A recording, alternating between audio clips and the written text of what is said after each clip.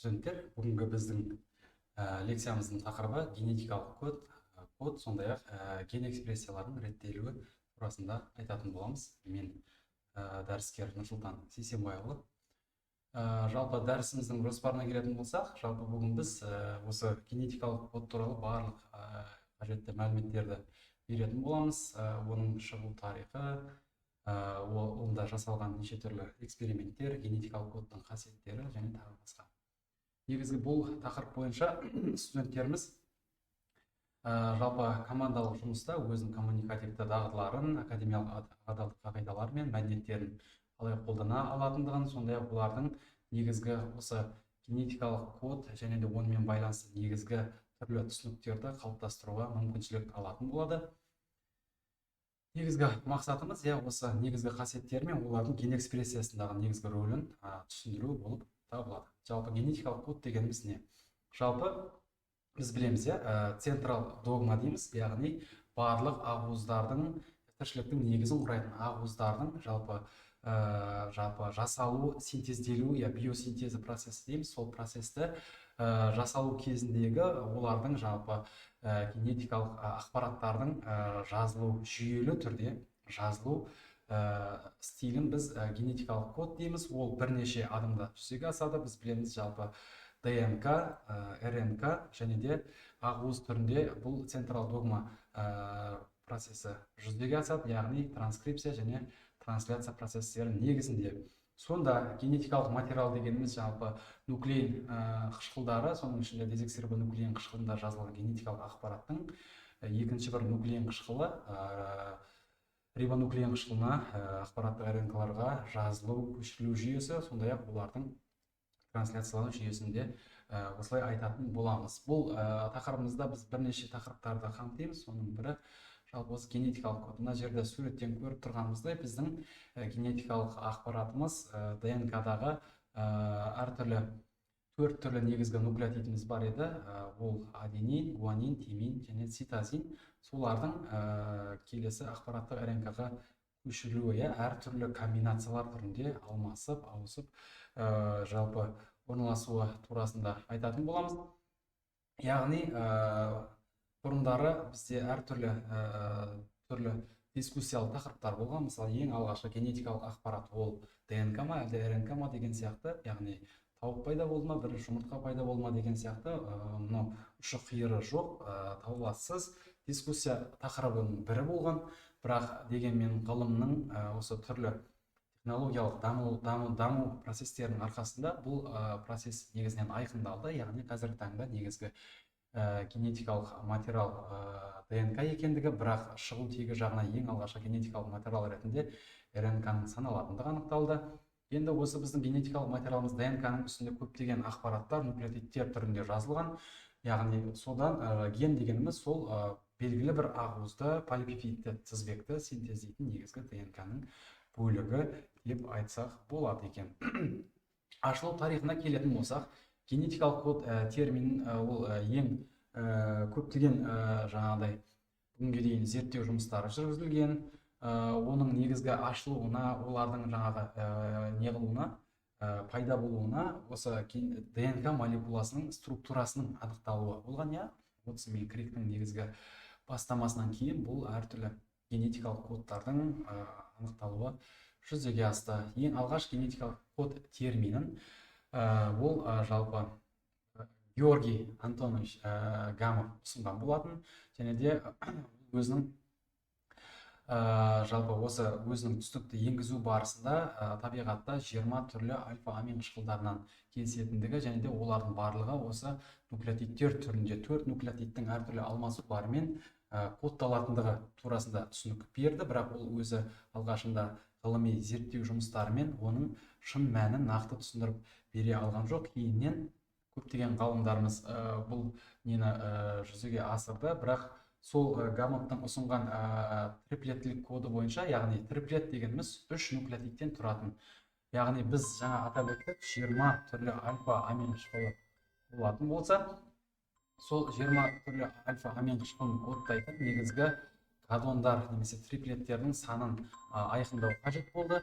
Және де ол үшін олар қандай комбинациялық негізде кодталатындығын ашып айту қажет еді. Соның мысалға олардың барлығы триплетті болатындығы ең алғаш осы гамматтың негізгі түсінігі арқасында қалыптасты. Мысалға 20 альфа амин қышқылын егер дуплет түрінде, яғни екі нуклеотид дуплет түрінде кодталатын болса, ол кезде 16 ғана амин қышқылын кодтауға жеткілікті болатын еді. То есть біздің 20 амин қышқылымызды кодтауға жеткіліксіз болып табылатын еді. Моноплетті ол міндетті түрде, логикалық түрде де болмайды, өйткені тым тым аз мағынада кодталатындығын білдіреді. Ал триплеттілік бұл осы бүкіл 20 альфа амин қышқылын кодтауға жеткілікті еді. Бірақ бұның өзі нақты дәлелдеулерді, түрлі әдістемелерді қажет ететін еді. Сол үшін бұларды кеңінен ары қарай зерттелген болды. Яғни осы біздің 4 түрлі аденин, гуанин, цитозин, тимин нуклеотидіміз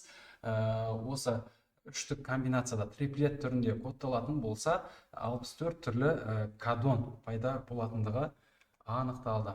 Енді бұл ненің генетикалық кодтың шығу тарихында көптеген зерттеулер жүргізілді. Жаңа атап өттік, жалпы оның триплеттілігін, генетикалық код дегеніміз не, ол туралы терминдердің барлығын Гамов ұсынған болса, кейіннен ғылыми түрлі зерттеулер жүргізілді. Соның нәтижесінде осы генетикалық кодтың бүгінгі таңдағы бізге белгілі кестесі, таблицасы жарыққа шыққан болатын. Соның бірі мысалға ішек таяқшасында мысалға Маттей мен Нернбергтің жасаған 1961 жылы зерттеуінде олар не істеді? 20 түрлі проверканы алды.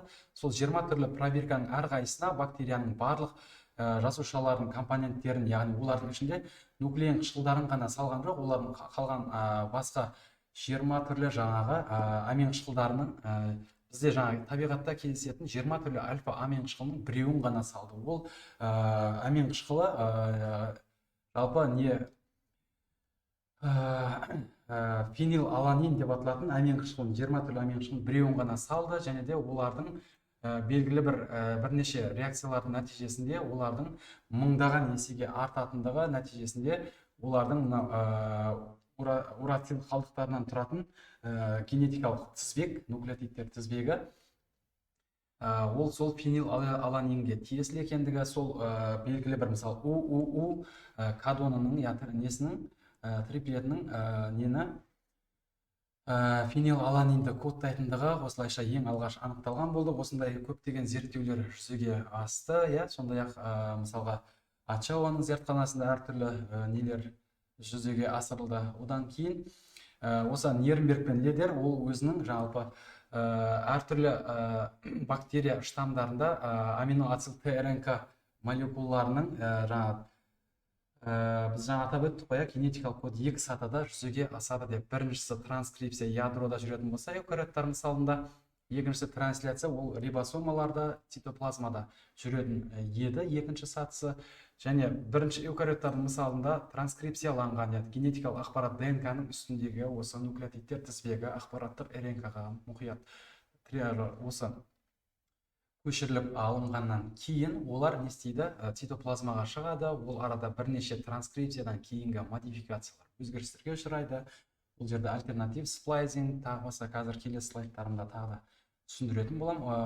Көптеген процестерден жүзеге асады. Одан кейін бұлар ядроның поралары арқылы цитоплазмаға, рибосомаларға шығып, сол жерде трансляция процестері жүреді. Осы Нернберг пен Ледердің жасаған зерттеулерінде, жасушасыз жүйелерде олар осы аминоацил ТРНК синтетаза деп аталатын ферменттер, олар ТРНК-ларды, арнайы ТРНК-ларды таңдап, ол өзінің несіне жүктейтін арнайы ферменттер болып табылады. Осы зерттеулерінде олар не істеді? Мысалы, осы арнайы жасанды инвитро ортаға 2 және 3 нуклеотидтен тұратын арнайы нуклеотидтерді қойды. Сол кезде динуклеотидтер, яғни 2 нуклеотидтен тұратын жүйелердің, олардың жаңағы ақпараттық РНК-дан келген кодондарға тұрақты және дұрыс байланысы алмайтындығы нәтижесінде дұрыс бір өнім бермейтіндігін, трансляция процесінің ілгерілемейтіндігін анықтады.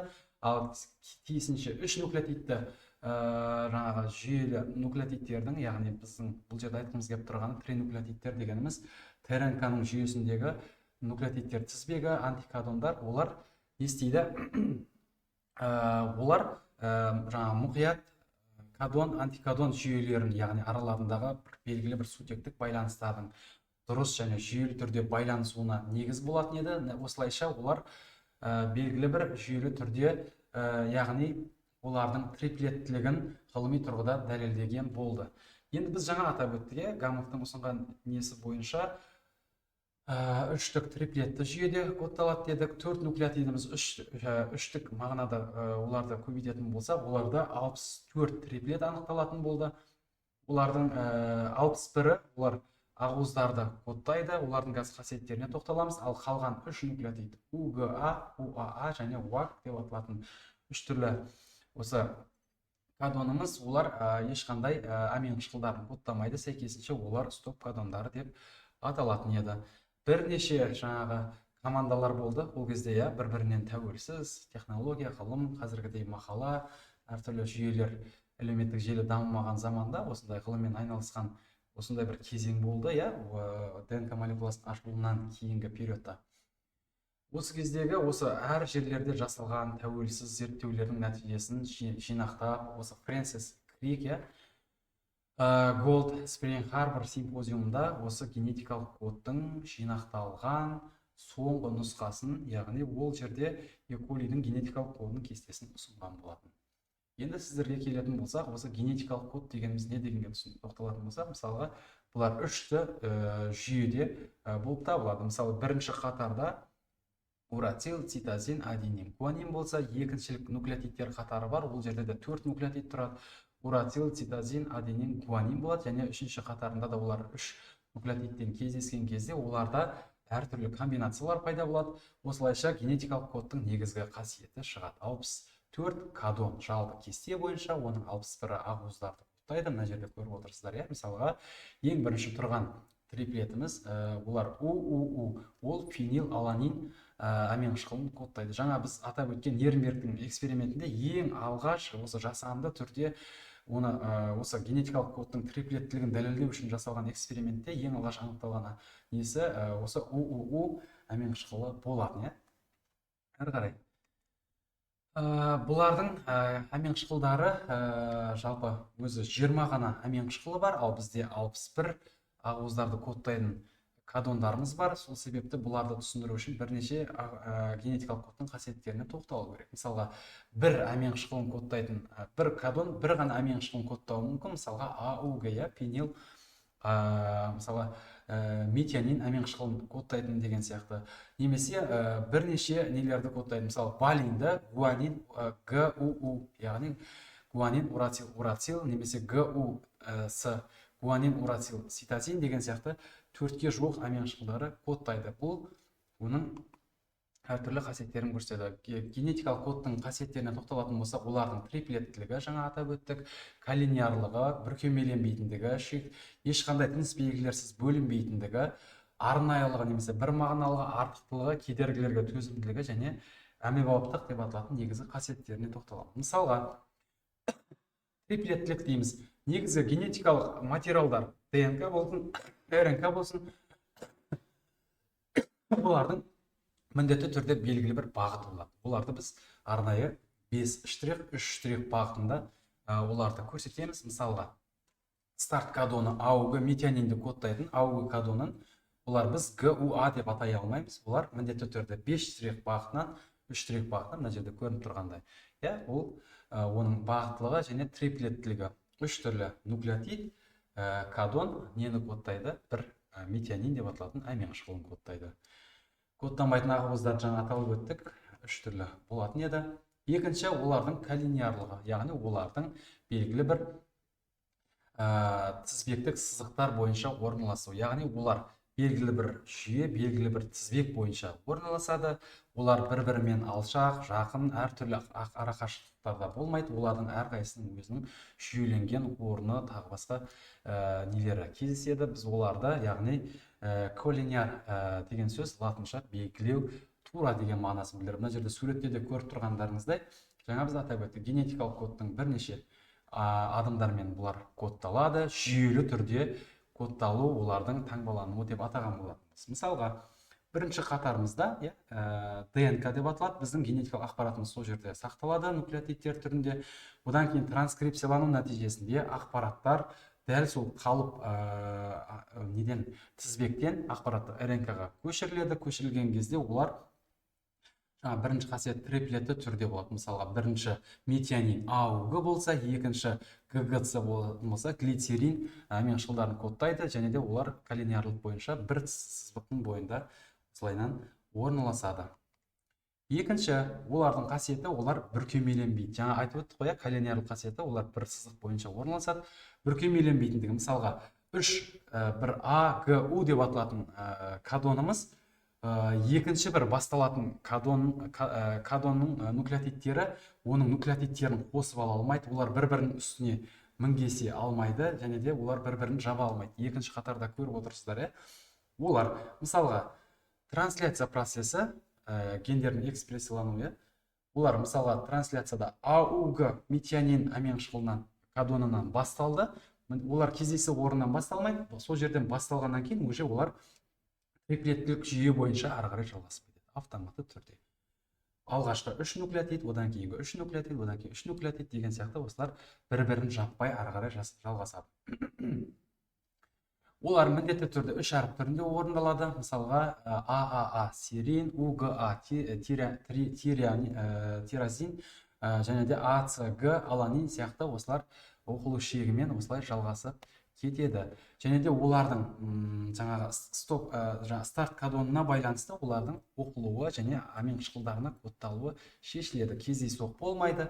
Кездейсоқтық жағдай тек қана мутацияланған, өзгеріске ұшыраған жағдайларда, яғни делеция, инсерция, яғни нуклеотидтердің қосылуы немесе алынуы, олар әртүрлі спонтанды жағдайлардан болуы мүмкін. Ал табиғи жағдайда бұлар белгілі бір реттілікпен оқылады екен, 3 әріптен. Бұларды түсіндіру үшін, яғни бұл жаңа мен атап өткен инсерция немесе делеция, нуклеотидтердің қосылуы немесе алынуы сияқты процестерде оларда не болады?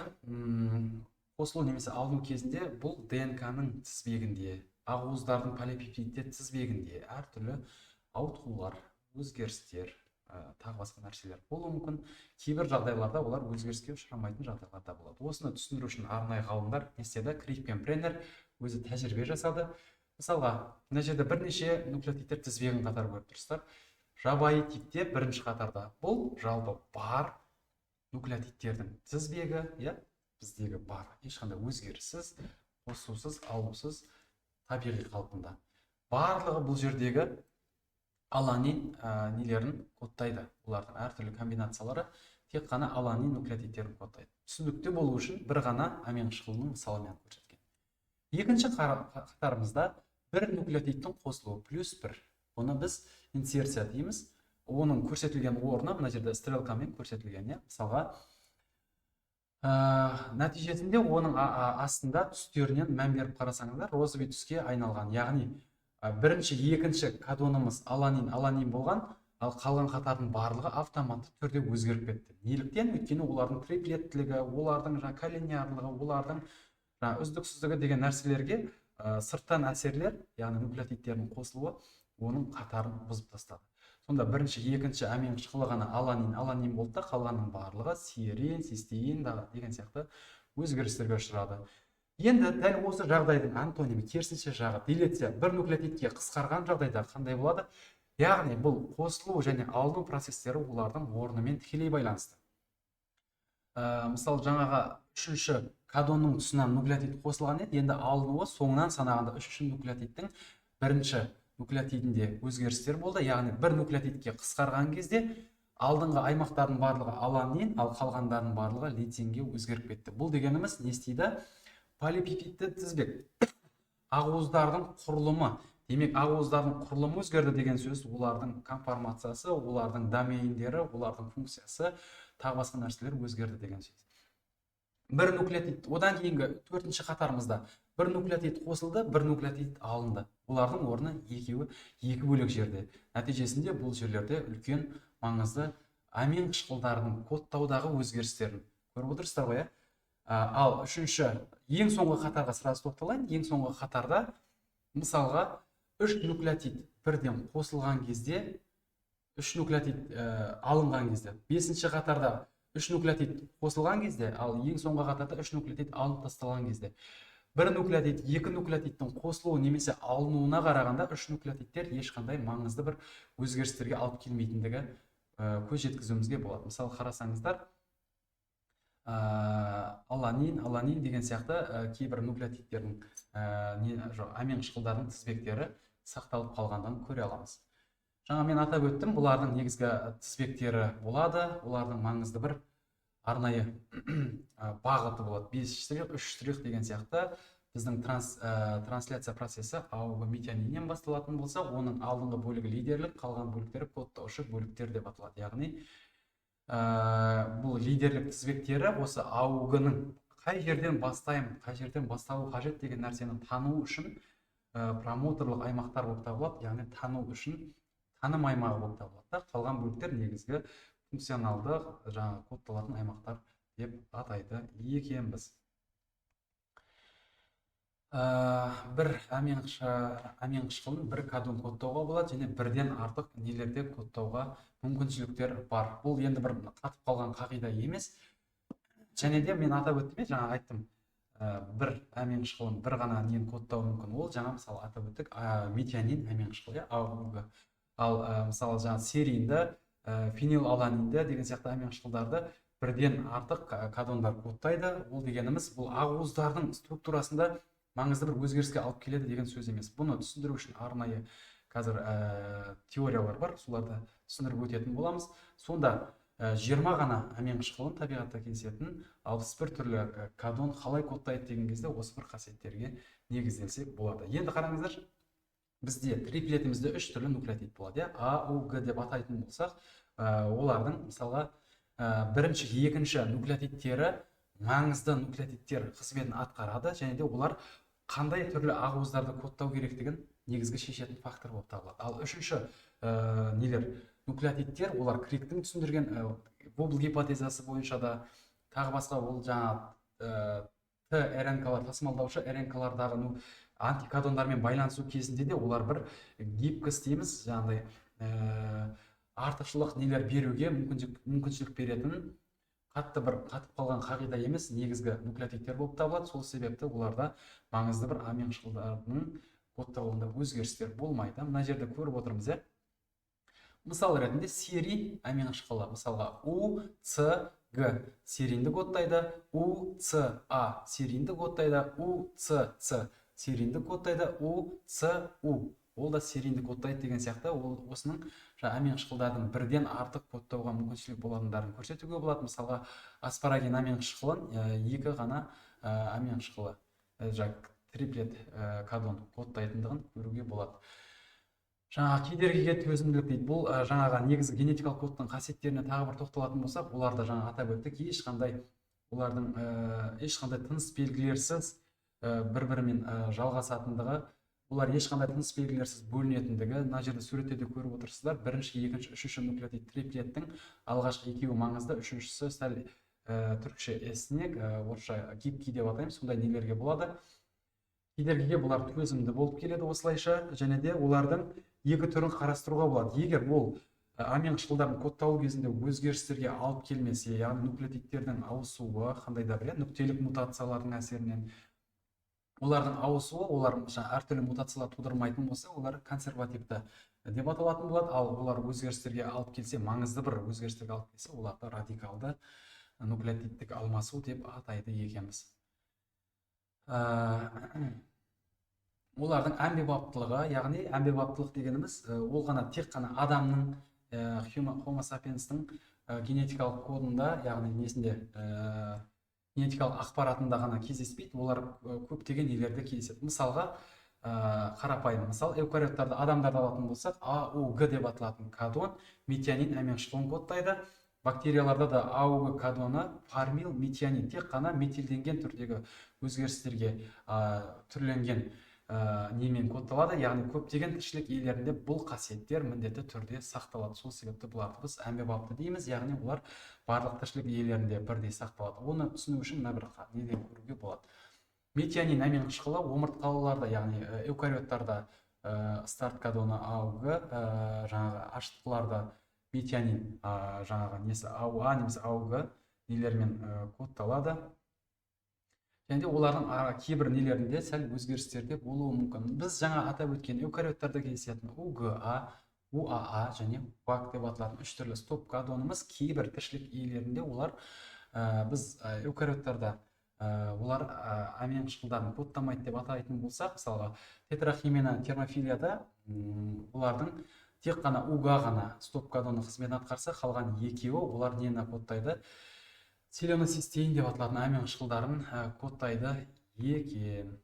Енді жаңа Криктің ұсынған вобл гипотезасы, яғни үшінші бір нуклеотидтің жаңағы жеңіл түрде кодон антикодон байланыстарында көптеген амин қышқылдарын, көптеген жаңағы нелерді ТРНК-ларда тану мүмкіншілігіне ие болу процесін ең алғаш Роберт Холли деп аталатын ғалым вобл гипотезасы түрінде 1965 жылы ұсынған болатын.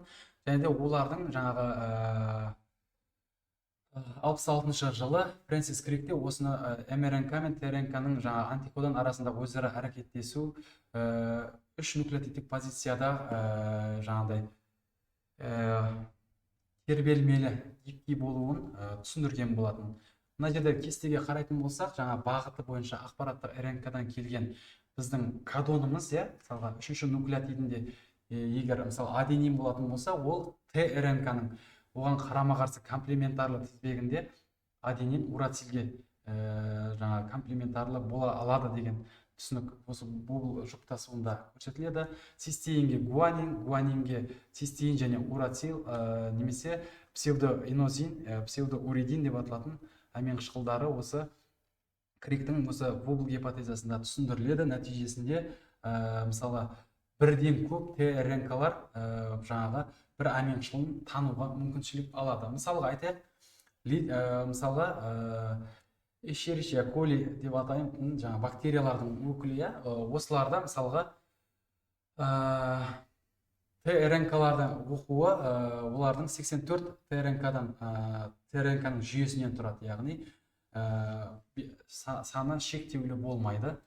Мысалы, лейциннің өзі 8 түрлі ТРНК бір лейцинді тасымалдауға, оны жаңағы аминоасил ТРНК синтетазаның көмегімен өзіне байланыстыруға және де оның комплементар тізбектермен жұптастыруға мүмкіншілік алады. Бұны тербеліс гипотезасы немесе вобл гипотезасы деп атаймыз. Эукариоттардың геномның гендер экспрессиясының реттелуінде бірнеше маңызды факторлар бар. Соларға тоқталатын болсақ, эукариот геномы прокариоттардың геномына қарағанда әлдеқайда күрделі, сол себепті олардың гендер экспрессиясы әлдеқайда күрделі жүйеде жүзеге асады.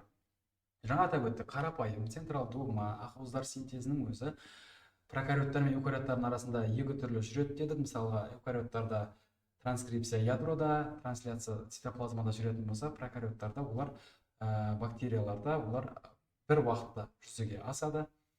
Мына жерде біздің негізгі генетикалық материалымыз ДНК өзі гистонды ақуыздармен әртүрлі компактный структура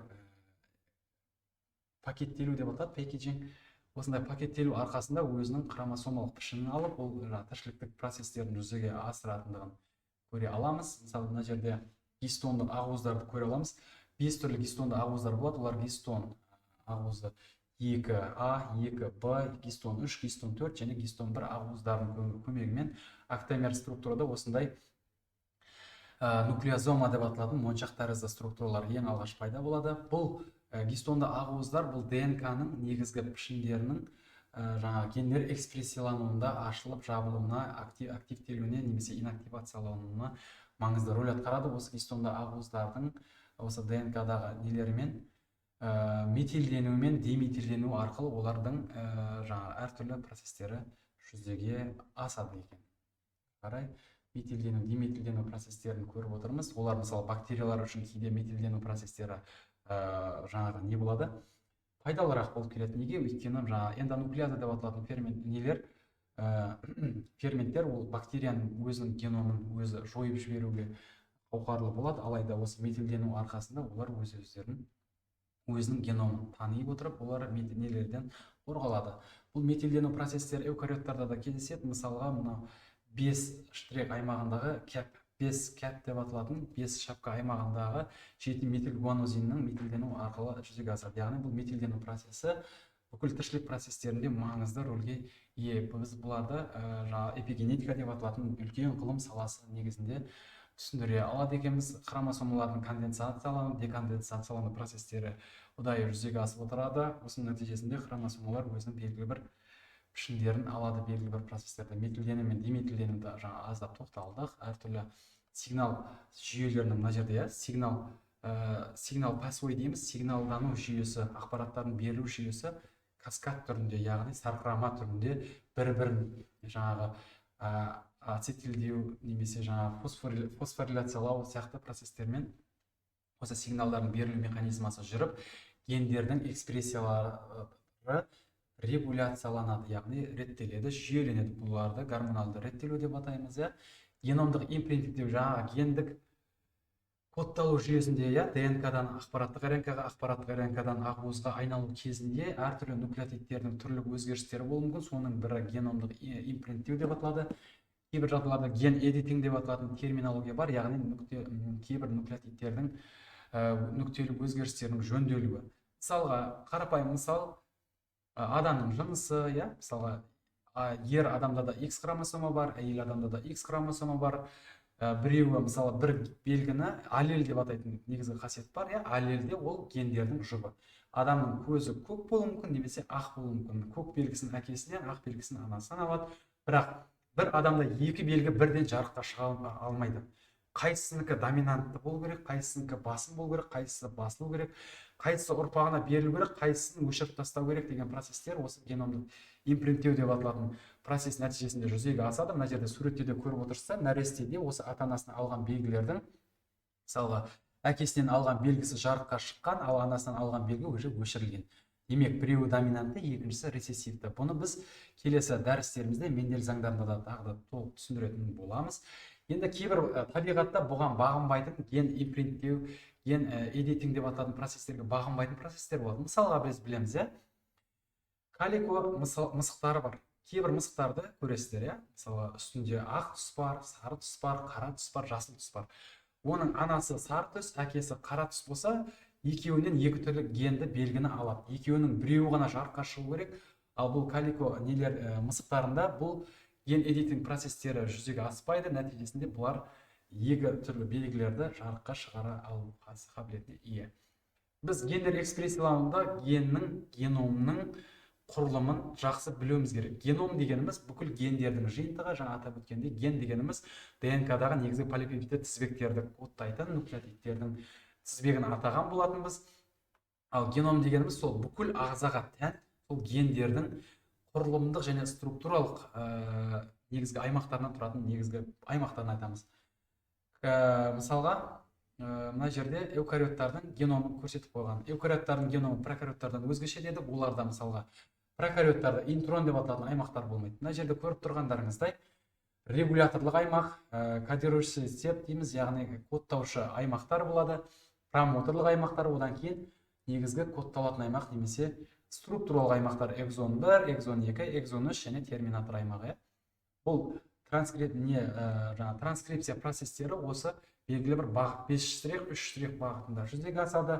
Транскрипцияланғаннан кейін олардың интрондары кесіліп, олар зрелый дейміз, немесе жетілген ақпараттық РНК-ға айналады екен. Оларды қазір альтернатив сплайсинг деп аталатын процестің көмегімен түсіндіретін боламыз.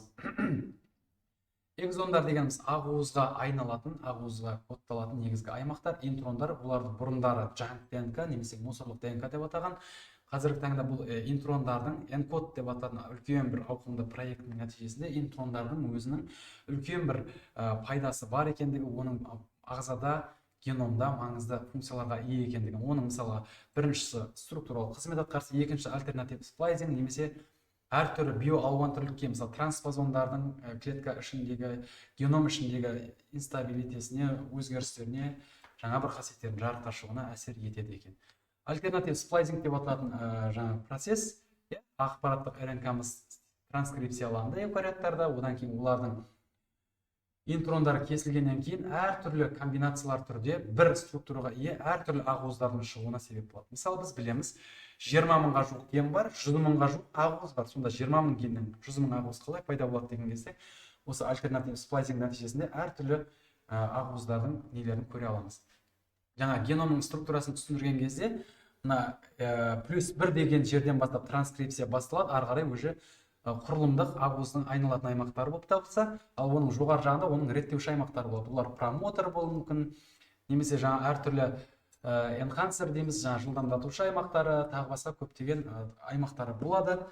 Ол жерлердің барлығында нуклеотидтер орналасқан, және осыларды мысалы тата бокс деген бар, кривнок бокс деген бар, жаңа біз атап өткен шайн долгарно деп аталатын тізбектер бар. Олардың барлығы осы реттеуші элементтер. Ол реттеуші нені реттейді? Ақуыздардың транскрипциялануын, олардың дұрыс экспрессиялану процестерін реттейді екен. Мына жерде тата боксы ол эукариоттарда болса, шайн долгарно деп аталатын арнайы тізбек бар. Олар метионин аминошықлын осы трансляция процесінде тануға көмектесетін негізгі тізбектері шайн долгарно деп аталады екен. Бұл жерде енді біз осы генетикалық код деп қайта-қайта тоқталдық. Осылардың барлығын негізгі трансляция деп аталатын процеспен аяқталады. Ол трансляция процесін үшке бөліп, қысқаша осы сурет түрінде түсіндірсек болады. Ақпараттық РНК-ның осы ауғы старт кодонынан ол процесс басталады. Оны біз инициация деп атаймыз. Одан кейін олардың процестердің келесі ТРНК-ның өзінің антикодондарын кодондарына әкеп жұптастыру процестерін жалғасуы инициация деп аталады. Яғни олар рибосоманың үлкен және кіші суб бірліктерінің бір деңгейге жетуімен арнайы ферменттердің арнайы трансляциялық жаңағы факторлардың көмегімен жүзеге асады. Нәтижесінде ең соңында терминаторлық аймақтары поли А құйрықтарына немесе жаңағы терминаторлық аймақтармен ол трансляция процесінің аяқталуымен осылайша ақуыздардың процестері жүзеге асады. Мысалға мына жерде консенсус деп аталады. Мысалға АУГ, АТГ деп аталатын нелер, олар барлық тіршілік иелерінде сақталған, әртүрлі эволюциялық процесс нәтижесінде. Соны біз осы консенсус тізбектер деп атайды. Екеуміз жаңа атап өттік АУГ және нелермен. Құрметті студенттер, бүгінгі біздің осы генетикалық код және гендер экспрессиясы деп аталатын тақырыбымыз осымен тәмам. Келесі тақырыптарымызда жүздескенше сау болыңыздар.